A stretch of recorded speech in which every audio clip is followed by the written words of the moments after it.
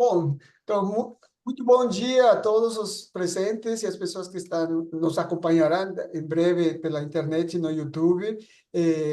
Gostaríamos de agradecer pela presença e também porque hoje estamos celebrando já nosso último evento do ciclo de conferências do grupo da rede de pesquisa DREAD. E hoje, especificamente, tratando sobre o tema de preservação, patrimônio e memória digital. Como vocês sabem, aqui na Cariniana estamos organizando-nos como grupos de pesquisa e grupos de estudo e linhas de pesquisa. A linha de pesquisa que hoje traz essa conferência é a pesquisa de preservação de patrimônio e de memória digital.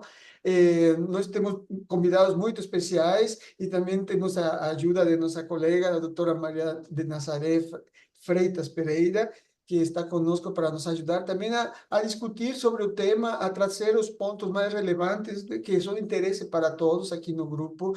Eh, eu posso falar um pouco, né, também de nossos colegas que estão aqui, mas eu acho que alguns deles já dispensam apresentação, né, porque conhecemos eles já há algum tempo. Então, eu vou falar assim rapidamente, sim? Vou falar, por exemplo, da nossa colega Luciane Simões Medeiros. Ela possui graduação em arqueologia pela Universidade Federal do Rio de Janeiro. Ela também é graduada em História pela Universidade do Estado do Rio de Janeiro e atualmente é chefe da divisão de manuscritos técnico em documentação e da Fundação Biblioteca Nacional.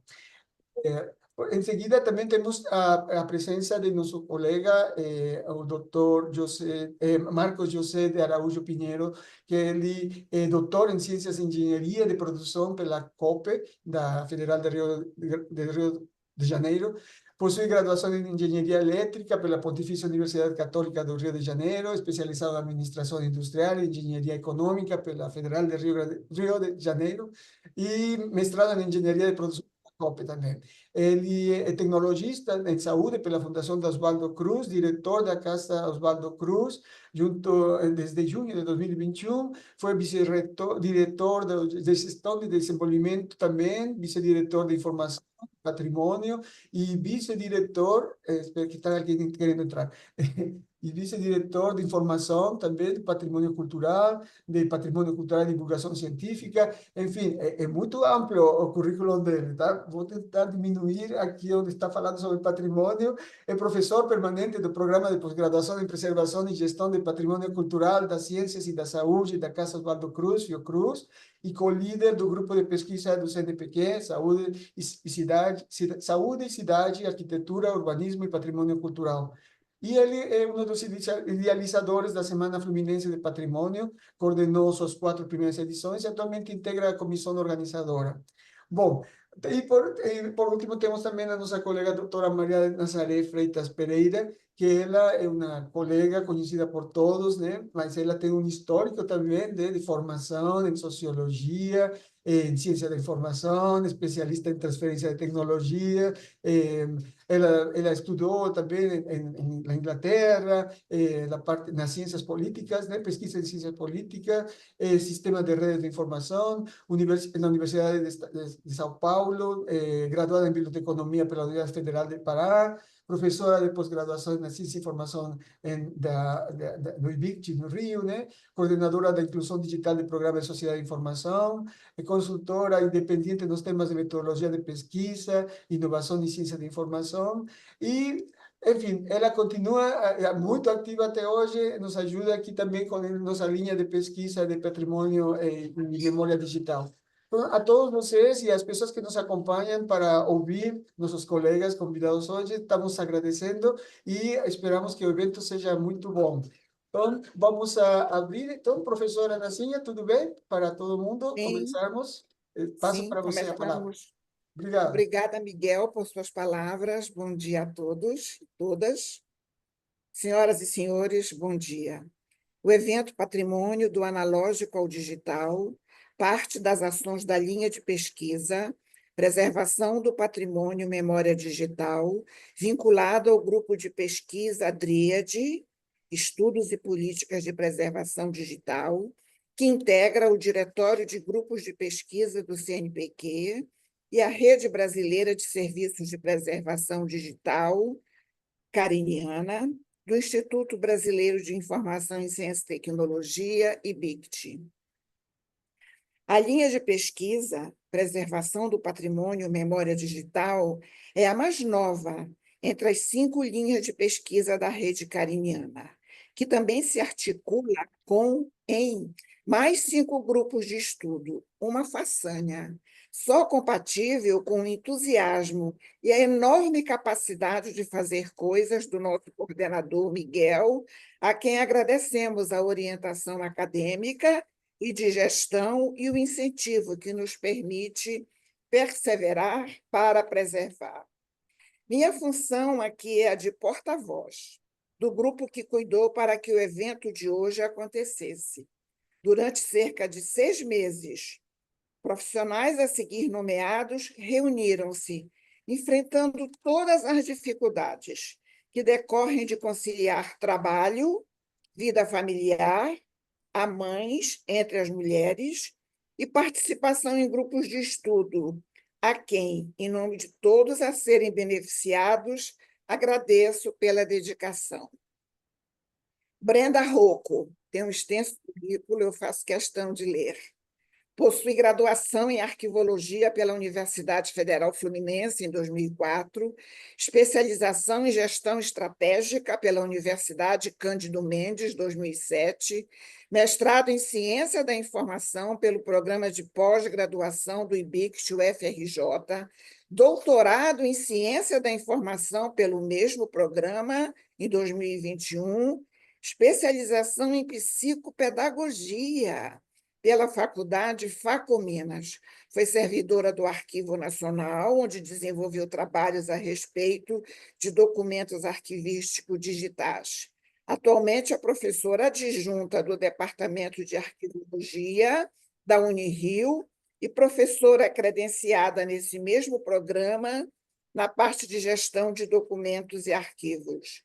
Diretora substituta da escola, vice-coordenadora do Laboratório Multidimensional de Preservação de Documentos Arquivísticos da Unirio.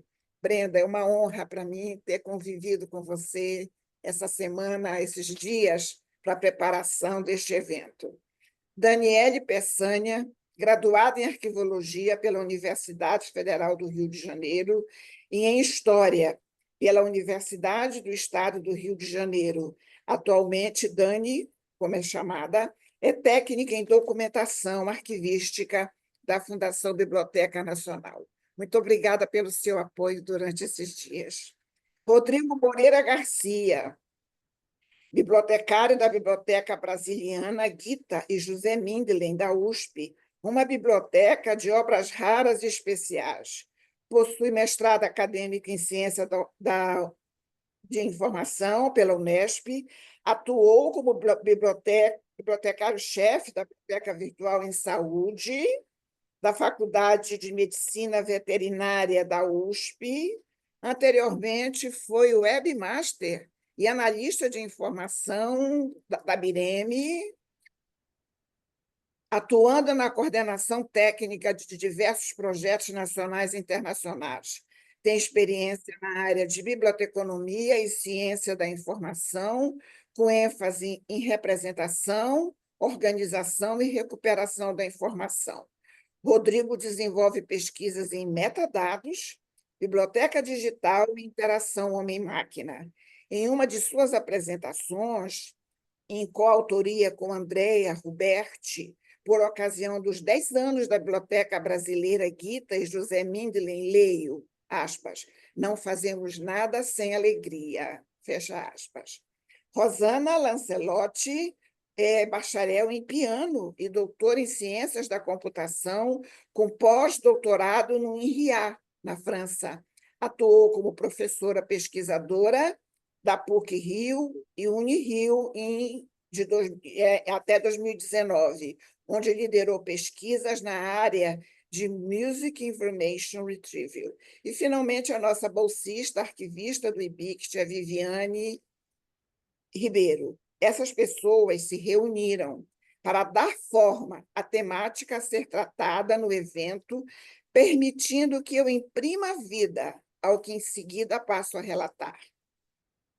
Vamos tratar do tema patrimônio, do analógico ao digital, para discutir o conceito de patrimônio cultural, observando as experiências das instituições de memória, Casa de Oswaldo Cruz e Biblioteca Nacional, duas velhas senhoras, centenárias, mencionadas aqui como metáfora, tomando emprestado o poema do irlandês Joseph Campbell. Ele viveu de 1879 a 1944, que celebra a beleza da velhice e da sabedoria que as acompanham, como vela branca em lugar sagrado, fonte de luz e reverência. Seus rostos, como o sol de inverno, têm um brilho esgotado, indicando que sua beleza não é jovem, mas foi conquistada através da experiência dos que por lá passaram, cujas memórias vamos, em seguida, referenciar com 1 minuto de silêncio, uma forma de meditação. Miguel, controle, por gentileza, sim? 1 minuto de silêncio, por favor.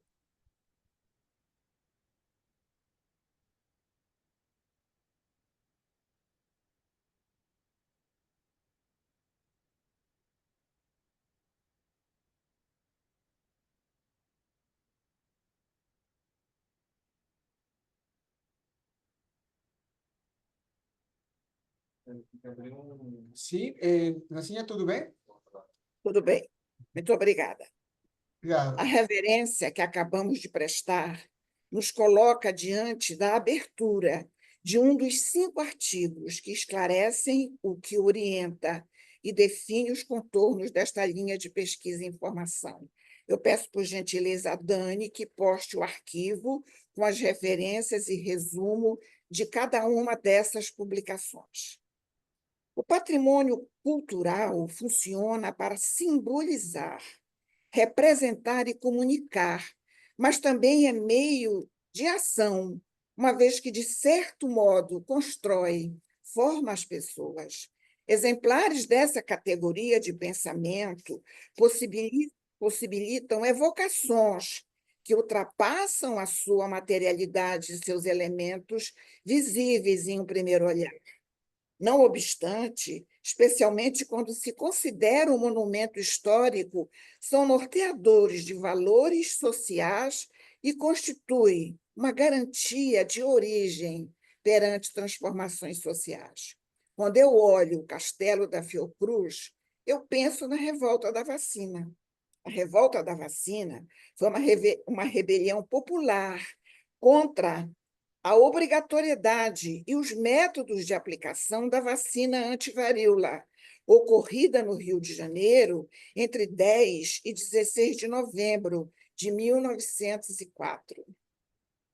Ela ocorreu num contexto de reformas sanitárias na cidade, lideradas pelo médico Oswaldo Cruz, que propôs a vacinação obrigatória para tentar impedir a disseminação da doença. Os enfrentamentos envolvendo a população, agentes de saúde e a polícia duraram 6 dias e resultaram em depredações, prisões e o fim da vacinação obrigatória. Portanto, essa lembrança nos coloca diante da biografia do objeto, deslocando o passado para o presente. E essa condição exige que o bem cultural seja preservado. É memória atualizada, e por isso não se defende aqui uma visão de que bens culturais devem ser tão somente protegidos, mas sim preservados e salvaguardados, entendendo aí a necessidade da comunicação para a existência como patrimônio cultural, da identificação e conexão à biografia do objeto e aos seus sentidos sociais, possibilitando formas de acesso à vida desses bens. Em uma área onde o objeto de preservação ou apresentação tem normalmente séculos ou milênios de idade, os dados digitais desse objeto raramente, ao menos com as tecnologias usadas atualmente, ter uma perspectiva de vida que ultrapasse alguns anos ou décadas. Essa longa passagem foi extraída de um generosíssimo artigo, autorado por pesquisadores na temática. Eles são institucionalmente vinculados à Universidade de Pelotas. Esse artigo faz parte, juntamente com seu resumo e todas as indicações bibliográficas, e deve ter sido postado pela Dani aí no Zoom.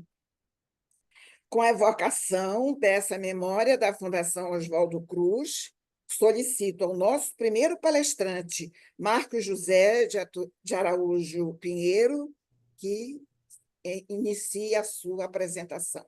Muito obrigada. Boa sorte. Você tem de 20 a 25 minutos para a sua apresentação.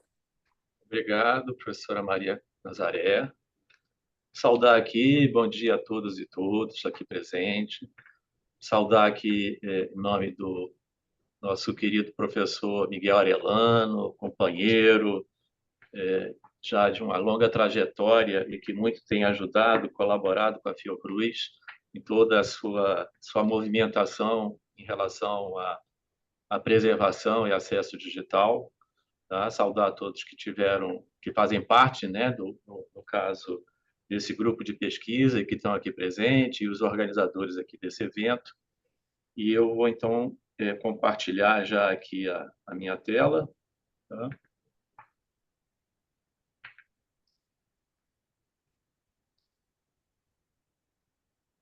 Vocês estão vendo, né? Tá? Bom, eu estou aqui, vou falar... eu, como diretor da casa, é lógico pela casa, mas eu vou falar muito também, não tem como eu não falar, a partir, no caso, da Fiocruz, entendendo que a Casa de Oswaldo Cruz ela é uma das instituições que compõem a Fiocruz, e eu acho que é muito importante também, já foi falado aí, a professora Nazinha falou sobre a Fiocruz. É bom lembrar que ano que vem nós estamos completando 125 anos essa instituição. Eu acho que no Brasil, instituições centenárias como a Fiocruz, elas são muito importantes de estarem sendo celebradas. E a Fiocruz, ela como uma instituição de saúde vinculada ao Ministério da Saúde, que tem uma longa história, e uma das histórias que eu gosto sempre de contar é que a Fiocruz, desde a sua origem, ela gerou inúmeros acervos culturais, sobre que a gente entende como diferentes suportes ou categorias, e desde o primeiro momento ela sempre foi muito zelosa pela guarda desse acervo, tá? E também, para isso, né, ela, ao longo do tempo, ela acabou até constituindo algumas unidades ou institutos que se foram mais responsáveis pela se dedicarem, né, à preservação de determinados tipos de acervos sobre as quais estavam sob a tutela da Fundação Oswaldo Cruz. Tá?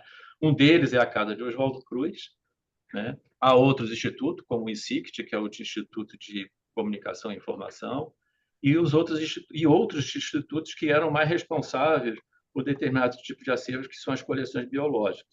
Ou seja, a Fiocruz, durante a sua trajetória, ela gerou diversos tipos de acervos, de arquitetônico, urbanístico, arqueológico, né? Arquivístico, né? Eu sei que um dos pontos bibliográfico, nós temos uma rede de biblioteca especializada com 22 bibliotecas, o acervo arquivístico, a Fiocruz, hoje ele é responsável pelo o maior acervo de história das ciências da saúde no Brasil, né?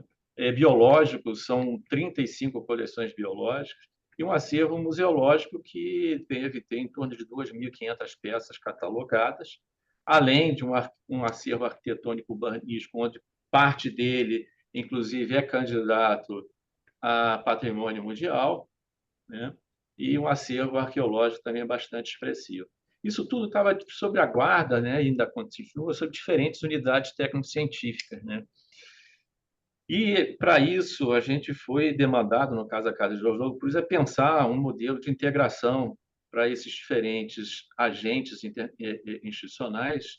E uma questão que acho que é bastante importante frisar, que esses institutos todos que compõem a Fiocruz, eles têm um grau de autonomia, né? Imagino eu, a gente pode fazer um comparativo com as universidades e as suas faculdades que a compõem, né? E tem uma gestão democrática com eleição tanto do presidente como dos diretores desses institutos. Eu, por exemplo, eu sou um diretor eleito, tá? E essa autonomia era muito importante de ser preservada quando se pensasse em alguma ação que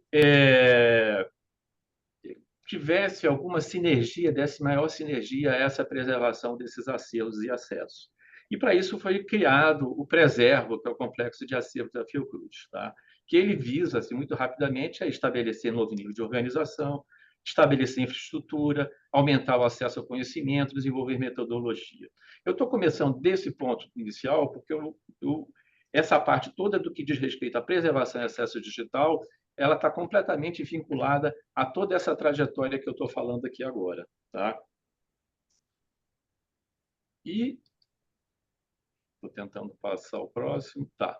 E ela pensa, então, prever 7 objetivos específicos, que vão desde identificação, conservação, restauração e organização, integração das ações e projetos destinados à identificação e valorização do acervo, intensificação do uso das tecnologias de informação e comunicação como instrumento para a iniciativa de preservação, ampliação do acesso ao acervo e também prover interoperabilidade dos sistemas de informação, articulações das ações de preservação e uso do acervo com processos de pesquisa e desenvolvimento tecnológico, a modernização de infraestrutura de guarda, preservação e acesso aos acervos científicos e culturais, e também a criação de indicadores de desempenho e criação de séries de histórias para a gente estar monitorando o que a gente está fazendo.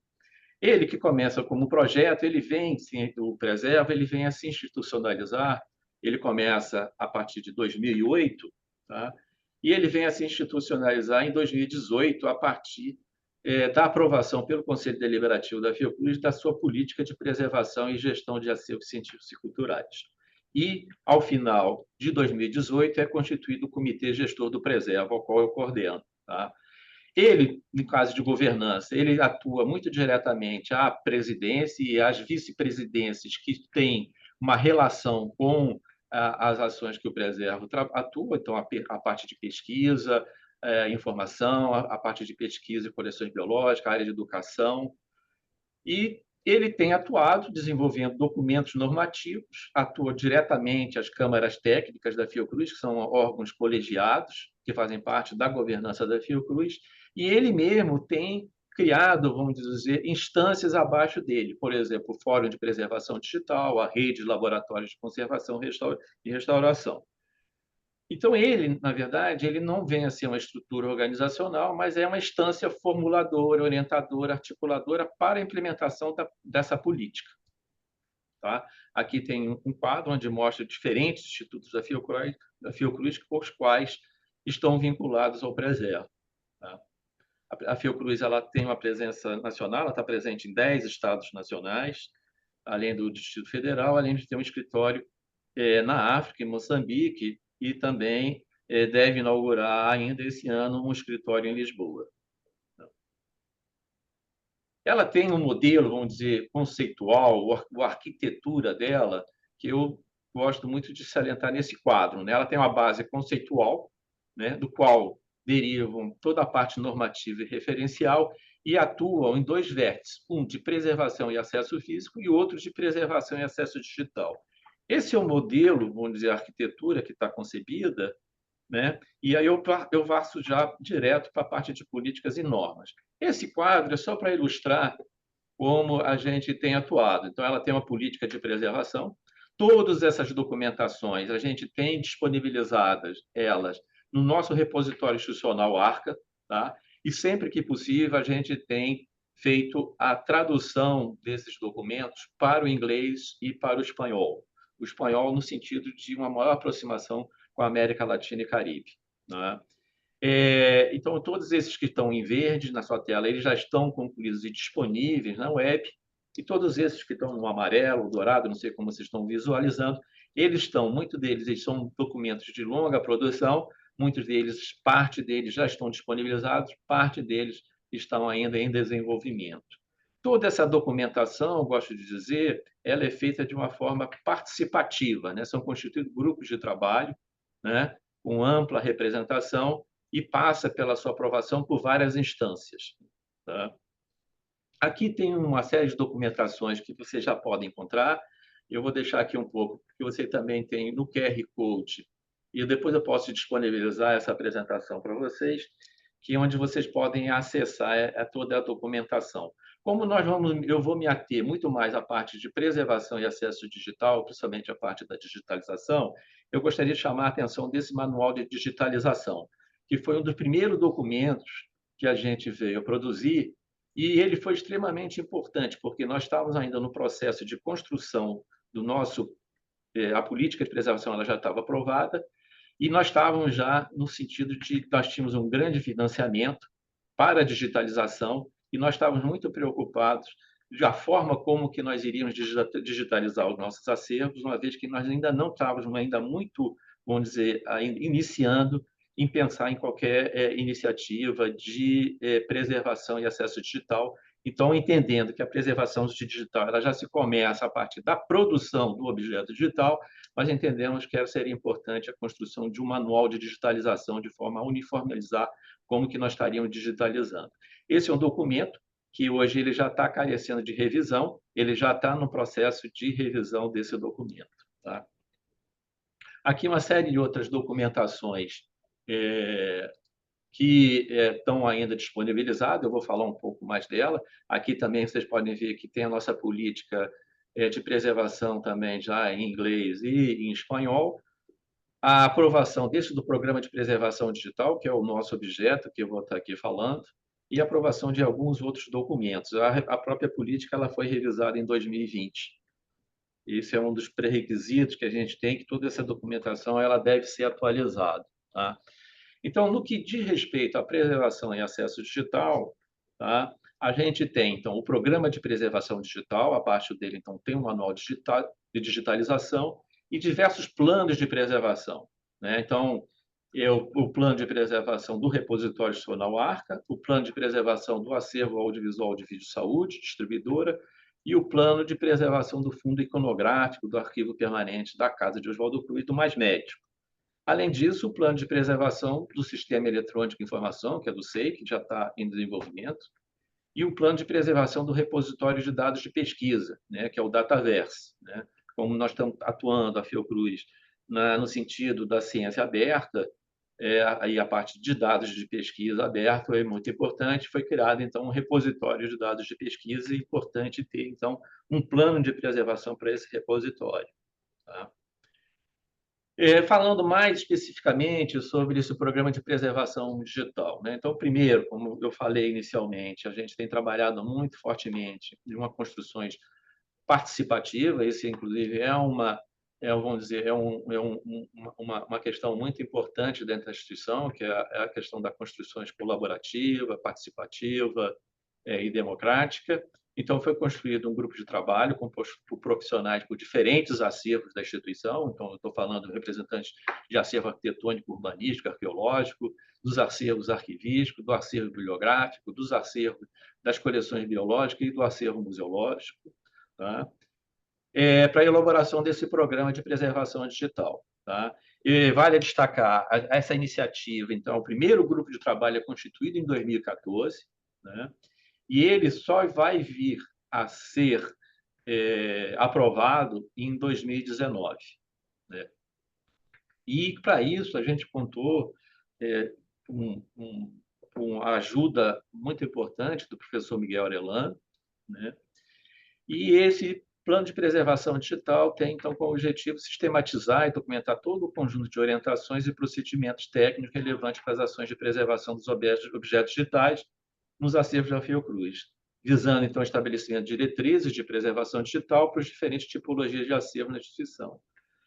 E vocês devem saber bem, então, ele está aderente ao modelo de referência WISE, né? E também faz adesão a outros modelos de referência, como o do National Digital Stewardship Alliance, e também tem um compromisso com o uso de padrões e protocolos abertos, incluindo a adoção de formatos de arquivos não proprietários amplamente aceitos, e a definição de estruturas padronizadas de metadados descritivos de preservação, como o PREMS, né? O Data Dictionary for Preservation Metadata. Tá? Atualmente, a Fiocruz possui, então, como eu falei, 3 planos de preservação, que é o do Arca, tá? O Vídeo Saúde, que é o acervo audiovisual, e o plano de acervo mais médio. Todos esses documentos podem ser encontrados no repositório institucional Arca, tá? Estão acessíveis lá em acesso aberto. Todos eles especificaram o uso do Arquivemática como estratégia de preservação digital, que é algo que eu vou estar falando agora, mais a miúde, tá? Que é esse repositório de preservação digital. Então, depois de realizar vários testes práticos de viabilidade nos 4 principais gêneros documentais, audiovisual, iconográfico, sonoro e textual, no caso arquivístico, né? A partir de 2018, foi concluído que o Arquivemática seria o repositório de preservação digital escolhido, né? O motivo para essa escolha foi sua capacidade de integração com diferentes plataformas de acesso já em uso, como o Dataverse, o DSpace e o Atom. Também está em conformidade com o modelo AIS e minimamente compatível com padrões de metadados como o WCore, o METS, o PREMIS, também com o protocolo do Open Access Information. A institucionalização do Arquivemática na Fiocruz também ocorreu em 2021, incluindo a instalação de ambientes de homologação e produção. Esse momento foi necessário para compreender as funcionalidades de ferramentas e suas potenciais aplicações dentro do cenário diversificado de informações da Fiocruz. Essa instalação do Arquivemática está hospedada numa nuvem privada no campus principal da Fiocruz e está replicada em backup em outro servidor da nuvem da Fiocruz Ceará, localizado na cidade de Eusébio. O Comitê Gestor do Repositório Digital, né, de Preservação, vinculado ao Fórum de Preservação Digital, que, por sua vez, está vinculado ao Comitê Gestor do Preservo, foi instituído, então, para delinear responsabilidades, criar planos operacionais e executar fluxos de trabalho para submissão, arquivamento e disseminação de pacotes de informação. Vocês aí contam com uma pessoa muito importante, aí, que eu já vi que ele está aqui presente, isso aí faz parte do coisa, que é o João Guilherme, né? Que tem sido aí uma pessoa muito importante em todo esse processo. Esse comitê também tem a tarefa de estimar a distribuição do uso do espaço de armazenamento entre várias coleções e, além disso, sistemas para integração de repositórios e plataformas de acesso estão atualmente em desenvolvimento para facilitar a preservação digital. Gostaria de salientar que, desde o início, né, na formulação tanto da política de preservação, quanto principalmente na parte do programa de preservação digital, as nossas áreas de tecnologia de informação, da Fiocruz como um todo, estiveram envolvidas. E isso foi extremamente importante, porque elas vieram influenciar, inclusive, a capacidade, né, do data center que estava, em época, em construção no Rio de Janeiro, e também essa ideia de nuvem privada e nuvem pública, do qual a Fiocruz tem se utilizado como modelo de hospedagem e de preservação dos seus acervos, dos seus documentos. Um ponto importantíssimo é que também o Preservo, e em especial a parte de preservação e acesso digital, em todo momento ela foi pensada como um modelo de plataformas. O que seria esse modelo de plataforma? Né? A ideia de plataformas multiusuário. Né?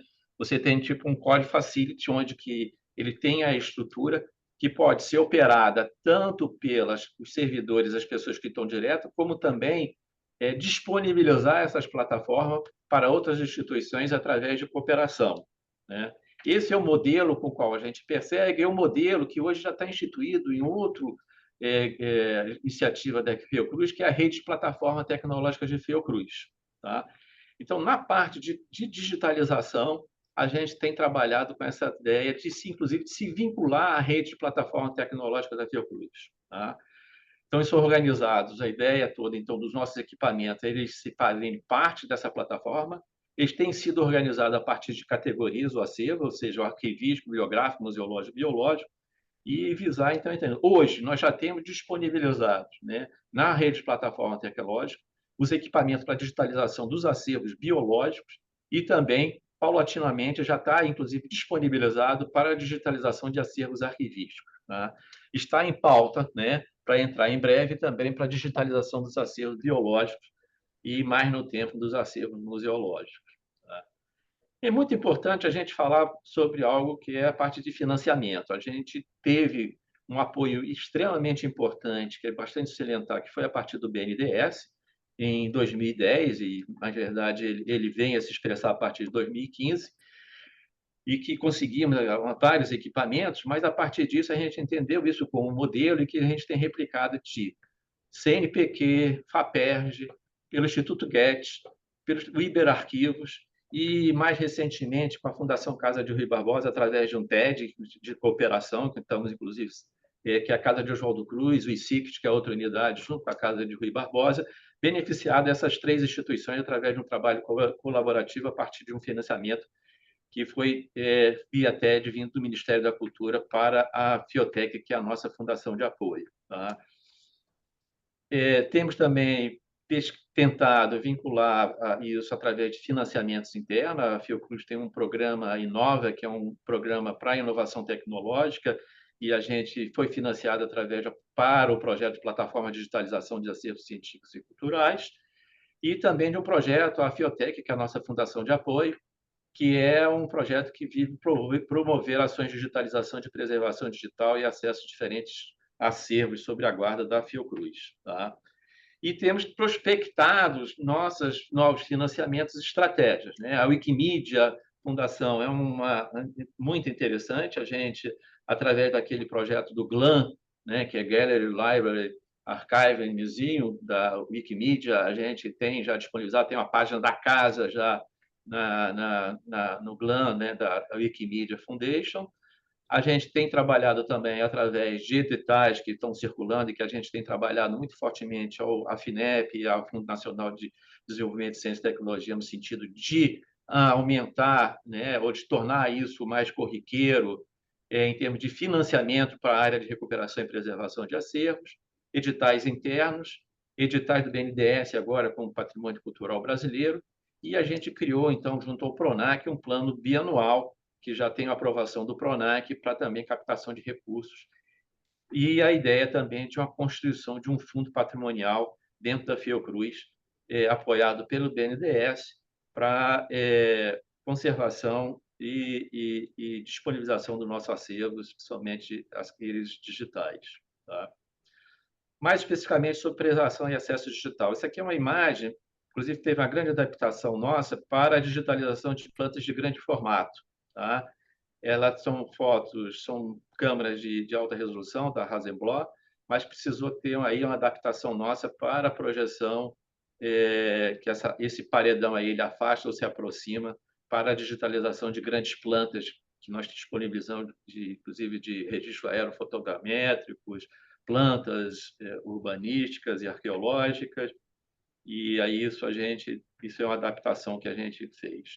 Esse Preserva, que eu vou falar mais detalhadamente, que ele fez se promover essas ações de digitalizações, eu queria mostrar um pouco os resultados. Aqui você tem em tela vários equipamentos que fazem parte da nossa plataforma de digitalização para diferentes tipos de acervos, seja museológicos, coleções biológicas, arquivísticos, né, e bibliográficos. Tá?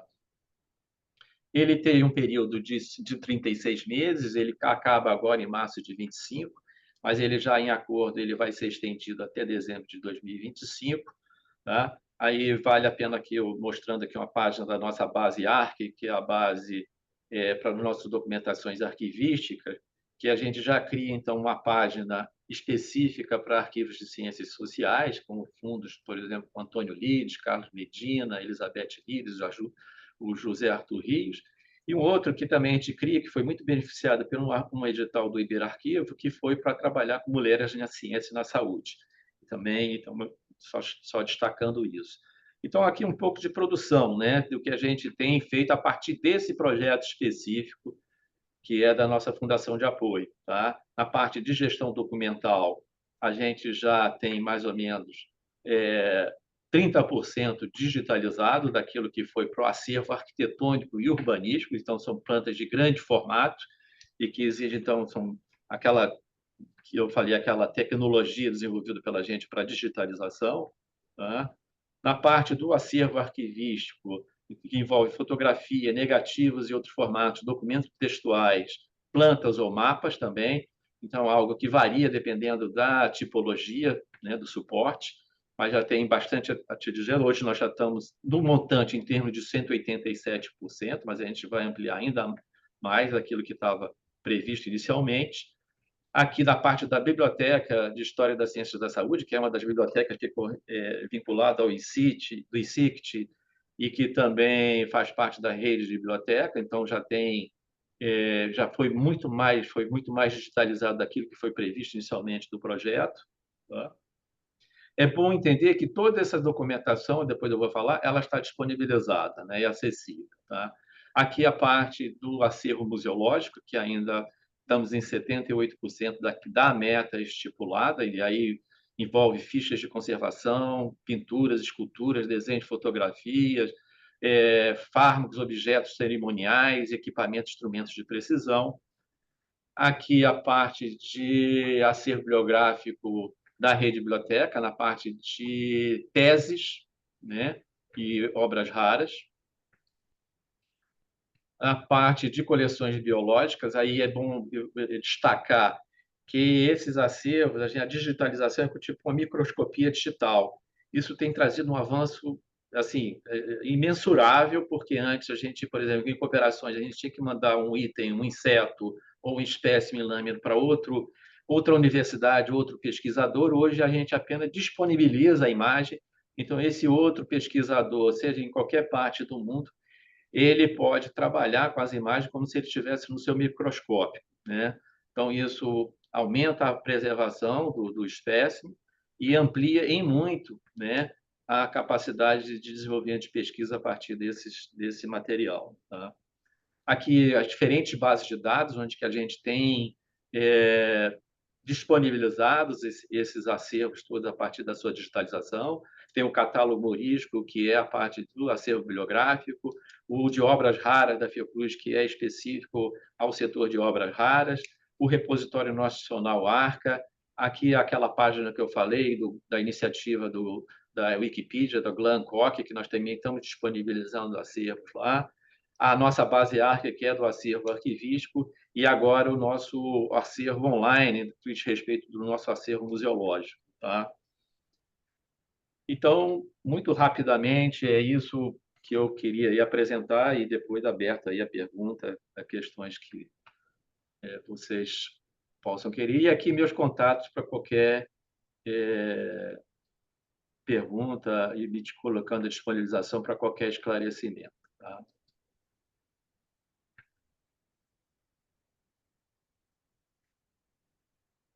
Eu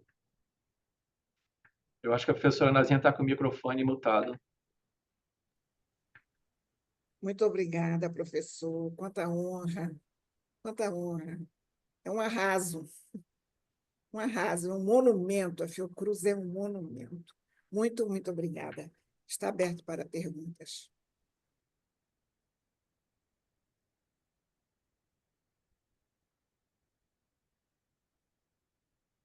Perguntas, por gentileza? Eu tenho uma, Lanzinha. Gildenir. Sim, Gildenir. Alegria em estar com você aqui. Também, para mim também é a mesma coisa. Professor Marcos, eu queria saber o seguinte: você demonstrou toda aquela parte da integração dos softwares, dos acervos que vocês têm. Dentro desse acervo também faz parte o portal de periódicos da Fiocruz? Está mutado o seu fone.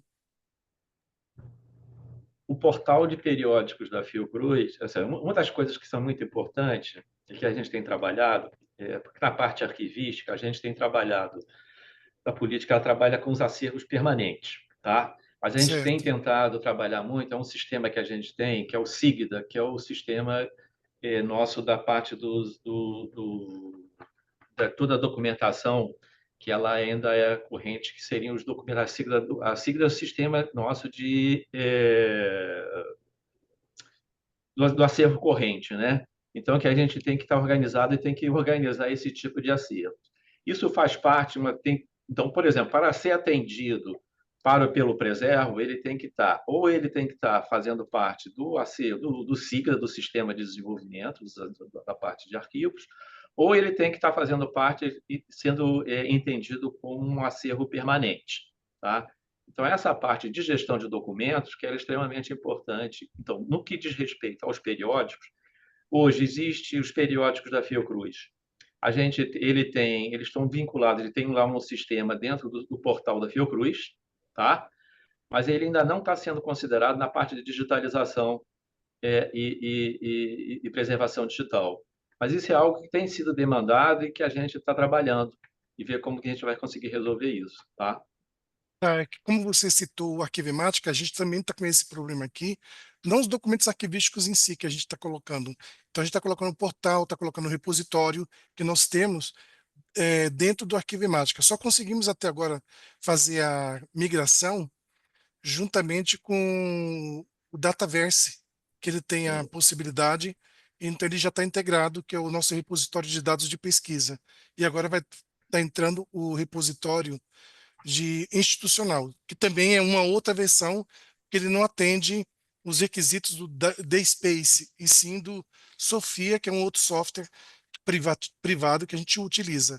Eu fiquei com a questão do OJS, porque fala-se muito da fazer a integração dos periódicos com a Arquivemática, mas aí eu não vi uma lógica. Eu pensei que vocês já tivessem essa metodologia para estar deixando disponível. Joni, olha só, deixa eu te falar. Eu, inclusive, vou dizer o seguinte: a gente também tem o Dataverse, a gente está trabalhando porque a gente também criou um repositório para a parte de dados abertos, tá? Sim, sim. Mas eu não sou a pessoa melhor para responder, inclusive, sobre a questão da arquivemática, tá? Eu, inclusive, tenho aqui o João Guilherme, que está aqui presente. Eu acho que Eu até ele... entrei em contato com ele, mas como você era Mas vamos deixar para outra outra ocasião. Mas É. o que eu poderia te colocar é o seguinte: porque uma das coisas que eu acho que é muito importante, né, salientar, e eu acho que o professor Miguel salienta isso e eu concordo plenamente, é que toda essa parte de preservação e acesso digital, não vejo como a gente avançar sem um trabalho de cooperação, e é um trabalho muito solidário. Tá? Eu acho que Exatamente. essa troca de informações ela é muito importante. Então, o que eu coloco aqui é a minha disponibilidade, meu contato, como eu coloquei, para buscar qualquer reunião, qualquer conversa posterior, para a gente estabelecer alguma cooperação, alguma coisa, conversa, trocas, mesmo que sejam informais, e colocando aqui Beleza. à disposição de todos. Tá? Muito Tá bom, obrigado. professor. Muito obrigado, viu? Professor Marcos, tem uma pergunta da professora Brenda. Brenda, podes abrir teu microfone e fazer a pergunta? Posso sim. Está todo mundo me ouvindo? Estamos sim. E, Marcos, parabenizar primeiro pela sua apresentação. A minha pergunta ela é muito pontual e acho que voltando aí da gênese de toda a questão de política e de preservação, seja do patrimônio digital ou não digital. Como vocês definiram o que é o patrimônio para a Fiocruz? Assim, por exemplo, você deu o exemplo da digitalização. Tudo bem, você já tem um acervo que já foi tratado e está aguardando para ser digitalizado. Mas o que está sendo criado, o que a Fiocruz tem produzido, tem recebido, como é que é definido o que é patrimônio para vocês e se está previsto na política, seja de gestão ou de preservação? Não sei exatamente qual das duas vocês já previram, né? O que vai ser patrimônio e quais os critérios que vocês utilizam para isso? Acho ótima essa pergunta. Por isso que eu sempre, quando começo essas apresentações, eu começo desde lá do início, inclusive da gestação do preservo, da própria política de preservação. Né? Eu não consigo assim, falar especificamente sobre a questão digital sem trabalhar sobre essa política de preservação. Foi um trabalho de bastante fôlego e que reuniu diversos atores, inclusive partiu pelo próprio convencimento de determinadas áreas que não se viam como patrimônio. Tá? Então, quando eu fui uma das primeiras pessoas que começou a puxar isso, as pessoas das coleções biológicas eles não se viam como patrimônio cultural. Tá? Houve todo um trabalho de convencimento, primeiro, deles se verem como coleções científicas e, a partir disso, se verem como coleções. A própria rede de biblioteca ela não se via muito como patrimônio cultural e se via muito mais pelo aspecto da informação. Tá? O que houve é que, a partir do que esse processo foi um longo processo, e no momento que também começou a se ver, né, que conseguiam frutos, inclusive, pensem, né, a realidade da Fiocruz não vai ser muito distante da realidade, eu vejo muito próximo das universidades. Né? Então, eu estou dentro de uma instituição de ciência em saúde, né? Então, é difícil você disputar recursos com pesquisas de ponta, com o suporte da outra ponta, quando a gente tem que falar sobre preservação digital. No momento que a gente começou a se organizar de forma e a ter resultados bastante concretos, em termos de participação em editais, onde que a gente não entrava antes, por exemplo, da FINEP, do CT Infra, demandando recursos, ou para o próprio BNDES, isso começou a atrair, porque as pessoas, no sentido de se verem, entenderem essa noção de patrimônio. Aliás, é sempre uma construção social, né? A construção da noção de patrimônio, né? Isso veio, acho que uma das grandes riquezas desse processo todo, né, foi ouvir as partes, né, e também a construção do que seria o patrimônio cultural. Então, isso foi uma grande parte desse desenvolvimento. E, a partir disso, foi criado comissões permanentes de acervos. Por exemplo, na Casa de Oswaldo Cruz, uma das funções que foi criada foi uma comissão permanente onde ela avalia os acervos que vão ser adquiridos ou vão ser incorporados ou não, né? E também se eles vão ser permanentes ou não. Então, tem várias comissões, várias instâncias que fazem essa avaliação em termos de sentido de reconhecimento ou não sobre o seu valor, né? Porque o reconhecimento como patrimônio cultural vai passar por uma discussão sobre o valor, né? Muito, por exemplo, de tecnológico, né? Museológico, isso é muito, a gente vê muito disso, né? Isso não está necessariamente vinculado ao seu tempo histórico, né? A gente pode ter um processo de produção de vacina onde que seja extremamente inovador, ou seja, que ele, de repente, no que ele nasce, ele já pode ter um valor histórico extremamente importante. Basta ver aí a questão toda do enfrentamento da pandemia da Covid. Então, muitos equipamentos e coisas que já surgiram nessa época podem ser entendidos como de um valor histórico, né? Então, tudo isso tem comissões que avaliam, tá? E que julgam e que tem todo o processo. E, além disso, tem a comissão do Comitê Gestor do Preserva, com representação de várias tipologias de acervos que fazem presente, e também estruturas da Fiocruz, que está o tempo todo analisando e avaliando isso. Além disso, do próprio papel dos institutos que estão trabalhando com os acervos com os quais eles são responsáveis. Tá? Eu não sei se eu te respondi. Certo. Muito obrigado, professor. Temos uma pergunta também da Magda Armada, sobre qual seria para você, em sua opinião, os maiores desafios para a preservação digital do patrimônio analógico ao digital?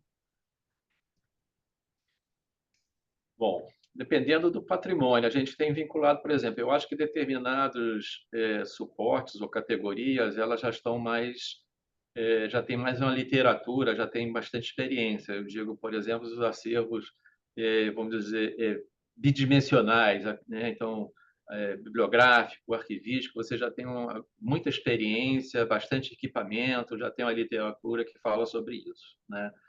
E eu acho que os desafios maiores que a gente tem enfrentado são em relativos aos tridimensionais, né? Então, eu estou falando dos acervos museológicos, né?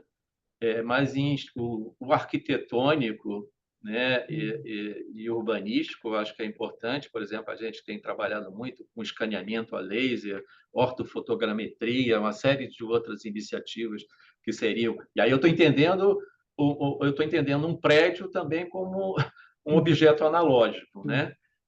Então, acho que esse é o mais desafio. E as coleções biológicas, que são extremamente um desafio muito grande, porque quase toda a tecnologia que envolve a parte de digitalização de coleções biológicas, elas são proprietárias, né? Então, esse é um grande desafio que a gente tem, até porque a gente quer trabalhar com protocolos abertos, porque isso é um dos pressupostos para a preservação digital, né? Bom, muito obrigado, professor Marcos. Podemos passar para a segunda parte agora, professora Nazinha, tudo bem? Sim? Sim, sim, estou a postos. Ok, então, podemos continuar, então? Para muitas pessoas, a Cinelândia é o local mais charmoso do centro do Rio de Janeiro. Todo esse charme é antigo e está diretamente ligado à história da cidade maravilhosa. O fato de ser cercada por prédios como o da Biblioteca Nacional, da Câmara Municipal, Palácio Pedro Ernesto, do antigo Supremo Tribunal Federal, do Palácio Monroe e do Teatro Municipal, motivou a ideia de transformar a praça em uma versão brasileira da Times Square. Essa sacada veio do empresário Francisco Serrador, um espanhol radicado no Brasil e proprietário de cassinos, cinemas, teatros e hotéis. Foi durante as obras da Avenida Central, atual Avenida Rio Branco, que se deu a construção da praça. As obras foram erguidas em parte de um terreno do antigo Convento da Ajuda, construído no século XVIII e demolido na primeira metade do século XX. O nome Cinelândia veio porque, a partir dos anos 20, a região passou a ter as melhores salas de cinema da cidade, como o Cine Odeon, Cineac Trianon, Cinema Parisiense, o Império, o Pathé, o Capitólio, o Rex, o Rivoli, o Vitória, o Palácio, o Metrô Passeio, o Plaza e o Colonial. Hoje em dia, apenas o Odeon, mesmo com alguns problemas, mantém o charme de outras épocas. Entretanto, o nome original é Praça Marechal Floriano Peixoto. Inclusive, há no espaço uma estátua erguida em 1910, em homenagem ao segundo presidente da República. A Cinelândia também já se chamou Largo da Mãe do Bispo, porque nela morava a mãe de um influente membro da Igreja Católica, que era bastante prestigiado na cidade. Porém, nem só de diversão vive a Cinelândia. O local também foi palco de alguma das manifestações políticas mais importantes da história do Brasil. É comum ver reuniões de militantes das mais variadas causas na praça até hoje em dia. Mais história, só pesquisando no Google. Mas se optarmos por preservação dessa história, desse patrimônio, o melhor que fazemos é dar boas-vindas a Luciane Simões Medeiros. O microfone é todo seu. Muito obrigada. Eu que agradeço essa introdução linda. Bom dia a todos. Eu me chamo Luciane, sou historiadora, arquivista, sou técnico em documentação na Fundação Biblioteca Nacional. Vou fazer a comunicação e, para isso, eu vou compartilhar aqui minha tela com vocês. Onde que é o maisinho? Vocês conseguem ver em tela cheia? Certo. Conseguem? Bem, então, antes de iniciar, eu preciso fazer o agradecimento ao convite por participar desse evento, agradecer a Brenda, a Daniele Pessani, que foram as pessoas que intermediaram o contato com o grupo, né, o meu contato com o grupo, e dizer que é uma alegria também estar aqui dividindo essa live com o professor Marco José, que foi meu professor no mestrado. Tivemos muitas reflexões acerca do patrimônio cultural, enfim, foi uma experiência muito importante para a minha formação. Então, hoje eu vou trazer para vocês a comunicação Acervo Manuscrito, Representação e Preservação do Patrimônio Nominado Memória do Mundo. Né? Essa ideia de fazer um recorte, né, dentro do acervo manuscrito, acervo da Biblioteca Nacional, se dá por um motivo, né, um motivo pragmático. Eu selecionei aqui um corpus documental para fazer um pouco essa reflexão em torno do que a gente representa e de como a gente preserva o acervo. Perdão. Então, inicialmente, eu gostaria de localizar, né, de onde eu vou fazer essa reflexão, de onde eu falo.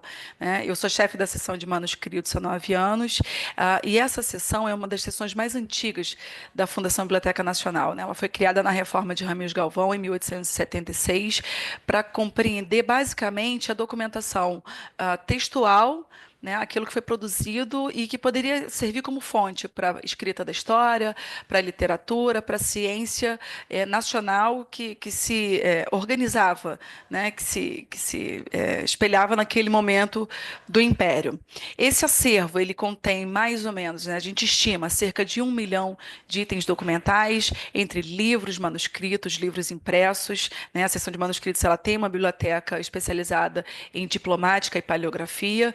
Ela abriga também códices de documentos, coleções de manuscritos e arquivos, né? Arquivos aqui entendidos à época da criação como os arquivos pessoais, né? À época se diziam os documentos, os manuscritos pessoais, os documentos de brasileiros notáveis, de brasileiros que se destacavam nessas áreas, história, ciência, literatura, enfim, um acervo muito particular que data do século XI aos dias atuais. Então, em função dessa magnitude do acervo, é importante que a gente tenha um olhar muito abrangente, né? A seção de manuscritos ela é responsável por guardar, preservar, processar, difundir, promover o acesso ao acervo manuscrito. E para dar conta dessas missões, dessas competências, né, regimentais, a gente precisa contar com uma equipe multidisciplinar. Aliás, desculpa. Essa equipe ela é formada por bibliotecários, arquivistas, historiadores. Nós já tivemos profissionais de letras, já tivemos profissionais de geografia, de comunicação social, enfim, uma equipe multidisciplinar que presta o papel de orientar e subsidiar a pesquisa ao nosso público-alvo. A seção de manuscritos ela está compreendida dentro da coordenação de acervo especial do Centro de Coleções e Serviços ao Leitor, né? Essa coordenação ela é composta, além da seção de manuscritos, da seção de iconografia, cartografia, obras raras, arquivo sonoro e música. São seções que têm alguma divisão na sua composição, mas ao longo desses de 100 anos de história, né, mais de 200 de instituição, a gente tem uma certa fluidez, né, nos gêneros documentais, nas tipologias, enfim, não é uma divisão muito rígida. Mas importa pensar que cada seção vai constituindo sua própria coleção ao longo do tempo, tendo ali algum núcleo duro. Por que é importante situar a seção de manuscritos e a coordenação de acervo especial? Porque dentro do Centro de Coordenação e Serviço ao Leitor é que a gente tem o grosso das candidaturas de acervo Memória do Mundo, né? Então, pensando na Fundação Biblioteca Nacional como uma grande coleção, né, do gênero bibliográfico, enfim, dos documentos de cunho arquivístico, importa também a gente contextualizar a atuação da Biblioteca Nacional nesse grande quadro do patrimônio cultural brasileiro. Então, eu trago nesse slide aqui algumas notas sobre o patrimônio documental, né? É pensar como que a biblioteca, como que esse tipo de acervo, ele está compreendido na trajetória do patrimônio cultural mais ampla no Brasil. E aí um marco incontornável é a criação do ISFAM, em 1937, como um momento muito importante para a constituição do campo do patrimônio no Brasil, em que essa instituição vai se debruçar sobre a arquitetura do Brasil colonial, né? Esse foi um primeiro grande objeto, vamos dizer assim, né, do ISFAM, né? Pensar um pouco como que essa arquitetura colonial chegou, como que isso pode se constituir como um patrimônio do povo brasileiro. Na década de 30 também é importante a gente pensar que no campo do livro, da biblioteca, da leitura, a gente tem duas instituições muito importantes que atuam, né? A Biblioteca Nacional e o Instituto Nacional do Livro. Mas, para além dessa noção original da arquitetura do Brasil colonial, da atuação da BN, né, sobre os livros e do INL sobre as bibliotecas no Brasil, esse patrimônio documental ele ficou um pouco relegado, vamos colocar assim, ele ficou um pouco em segundo plano, né? Na década de 70, a gente tem ampliação da noção de patrimônio, a partir da gestão ali do Aloysio Magalhães, a gente tem um amadurecimento de uma nova discussão sobre o que é esse patrimônio cultural brasileiro, sobre o que constitui esse patrimônio, e esse pensamento que amplia essa noção, ele vai encontrar um ápice ali por volta dos anos 2000, com o reconhecimento do patrimônio imaterial, né? Então, a gente sai um pouco da arquitetura, passa pelo patrimônio imaterial, pelo reconhecimento das formas de fazer, das formas de se produzir, por esses saberes, né, ancestrais que vão galgando, que vão avançando por gerações, para chegar na década de 80 e pensar como que o patrimônio documental ele vai se consolidando, ele vai caminhando por novos passos ali. A gente tem em 88 a Constituição Cidadã, que traz alguns direitos, enfim, a informação, a fruição de patrimônio, a ideia de patrimônio, a fruição de patrimônio cultural pelo cidadão brasileiro. E toda essa reflexão nos anos 80, essa maturação dessa reflexão nos anos 80, capitaneada também em grande parte pelo Arquivo Nacional, ela vai ter um ponto muito importante na década de 90, que é a publicação da nossa legislação de arquivo, a Lei 8.159, né, que constitui ali, né, que afirma o Arquivo Nacional como essa instância importante para se pensar o patrimônio documental brasileiro, mas também a figura do CONARC, né, que obviamente está ligada ao Arquivo Nacional. Então, essa legislação da década de 90, ela vai estabelecer um outro parâmetro, né, um parâmetro legal, mesmo conferindo mais segurança para se pensar o que é esse patrimônio documental brasileiro. Então, muito simbólico dessa trajetória, que começa com o patrimônio da pedra e cal, muito centrado na fachada, muito centrado na arquitetura, a gente tem o exemplo da Biblioteca Nacional, que teve a fachada tombada em 1973, né, por seu simbolismo arquitetônico, mas cujo o acervo, né, cujo interior, o conteúdo, não era visto como um patrimônio. Então, eu trago essa imagem da biblioteca e faço essa alusão à biblioteca para a gente pensar na dimensão do patrimônio documental diante desse quadro do patrimônio cultural, com esse privilégio, com esse olhar privilegiado à arquitetura. Então, dito isso, né, e pensar um pouco, e muito rapidamente, essa trajetória do patrimônio cultural no Brasil, essa maturação da discussão do patrimônio documental, esse protagonismo do Arquivo Nacional nos anos 90, é importante agora adentrar num outro aspecto importante para essa reflexão, que é o estabelecimento do programa Memória do Mundo da Unesco na década de 90, né? Muito startado, muito detonado a partir da destruição de uma biblioteca, né? Então, pensar como que essa destruição, como essa perda, ela potencializa também o olhar para a salvaguarda, para a preservação. Então, a destruição dessa biblioteca em 1992 foi um motim para se pensar esse programa Memória do Mundo, que tinha como objetivo e tem como objetivo ainda preservar, facilitar o acesso e conscientizar a população sobre a importância do patrimônio documental. Essa discussão que começou a ser ensejada ali na década de 90, ela chega ao Brasil de forma muito concreta a partir de uma negociação, né, entre a Unesco, o Ministério da Cultura, e é concretizada com a criação do Comitê MOU Brasil em 2004. A criação desse comitê é um ponto muito importante, porque, embora ela tenha sido iniciada por um diálogo com o Ministério da Cultura, enfim, embora o IPHAN já tivesse se estabelecido como a grande instância do patrimônio histórico e artístico brasileiro, é o Arquivo Nacional quem assume o protagonismo desse novo empreendimento, dessa nova empreitada sobre o patrimônio, e é ele que organiza, ele que recebe a mesa diretora do Comitê MOU Brasil. A Biblioteca Nacional, ela tem um lugar cativo nesse comitê desde o princípio, desde sua fundação, né? E a gente atua ali, então, em parceria anualmente, para produzir, né, para lançar os editais, para produzir, para fazer a avaliação e atribuição dessa chancela de Memória do Mundo, né? Mas cabe ressaltar aqui que a importância do lançamento desse programa e do protagonismo do Arquivo Nacional